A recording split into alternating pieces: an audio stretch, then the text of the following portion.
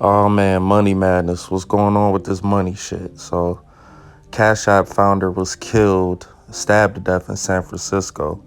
And this just takes me back to the previous crypto kings deaths. We had the Bitcoin owner, Gerald William Cotton. He died in 2008 after traveling to India. Um, we had I don't know exactly what cryptocurrency they had, but there was the two young men. The one who was claiming like people were actually plotting on him and they were trying to kill him. And he put that statement out, and then he turns up dead weeks later. Like, that was everything about this crypto shit, and how the way these billionaires are dying is so sketchy and fishy. It doesn't just seem like natural to me. Like, none of them are dying of natural causes. It's looking like they're basically hits being put out on them. And it's a lot of mob shit going on. I'm calling it the money mafia, the bank gang. You know what I'm saying? I think the banks are flexing their power and muscle, and they see the writings on the wall, like it's over with for them, as far as like that federal banking system that they were trying to push so hard and create this one world currency that was dominated by the US dollar, which would then be backed by nothing. You know what I'm saying? So it would just be a whole money spell, but that shit is failing. I think the people that are innovative enough to create these currencies and these cryptos seeing the writing on the wall, and then you got these other nations that are like totally backing away from the dollar, and they're using their own currencies which are backed by their resources, whether it be oil or whatever exports they have. They're backed by something. Our shit not backed by nothing no more. Like, it used to be gold, but we so far in debt, I don't think the gold can back the amount of paper money we have printed. So the dollar is dead, and the banks are trying to unalive everybody that's making progress towards a new form of money. In my opinion, and this is my theory, you know what I'm saying? There's no proven facts that these banks are putting these hits out on these people, but it's just fucking sketchy to me. Like, they're saying where he lived, Bob Lee, where he lived in San Francisco was like a dangerous area. So it might have been mugging or a robbery attempt, and that's how he got stabbed to death. But I don't know. It's just because y'all know how I feel. I think they got guns. They got mental weapons that can manipulate your mind and your emotions. And they can shoot them at somebody who's in a low state of mind and a low frequency and put that thought in his head like, all right, go kill him, or go shoot him, go rob him. And that's how they're targeting people now. I don't know if it's MK Ultra, but that's just my theory. Like, I don't think these muggings or killings be random. I think they get initiated by a third party. You know what I'm saying? But that's further on down the rabbit hole. But on the surface level, it's just looking like a mugging and an attack.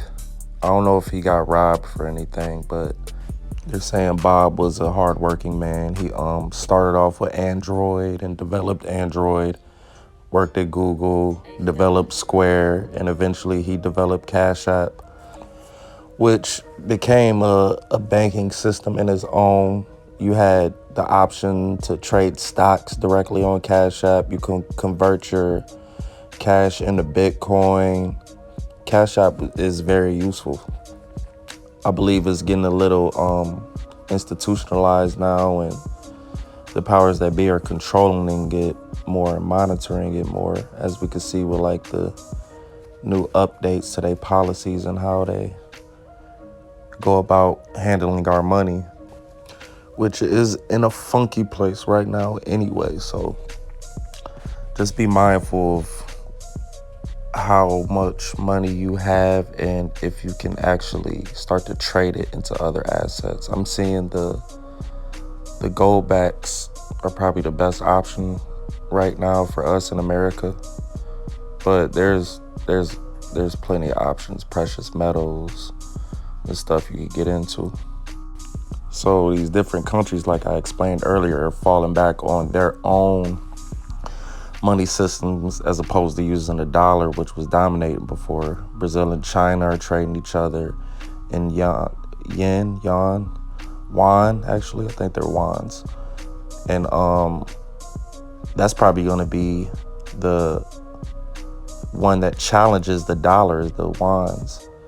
And if China, Brazil, Russia, and India could continue to build their relations up and build their own form of currency or whatever the case may be, that shit is gonna really drown out the US dollar, and it's not gonna have hold no value nowhere.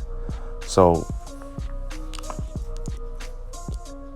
we still dominating the global trade, but I think the dollar is gonna have to transition into another form of currency as far as America's concerned, for it to still rule the land of trade and exchange.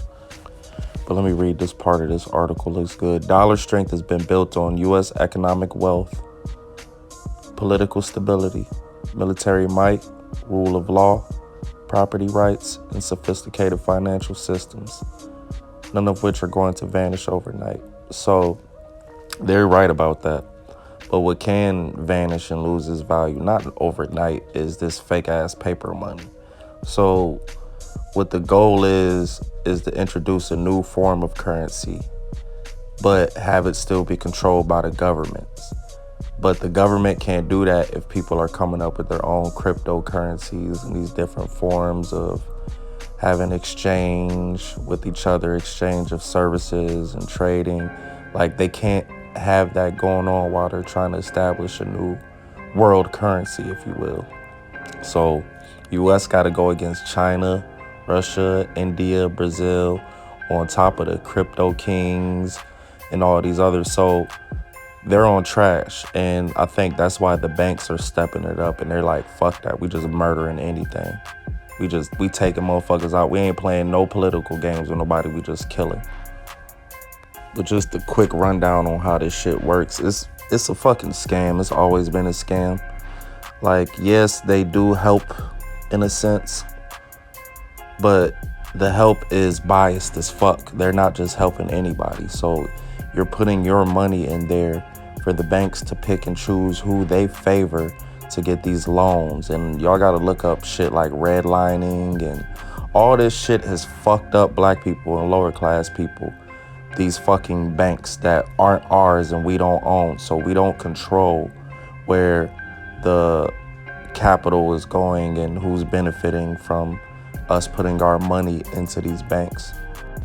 So just be mindful of your money and watch that shit while it's in these banks, and find out other avenues if you can to exchange your cash into a form of currency that'll last.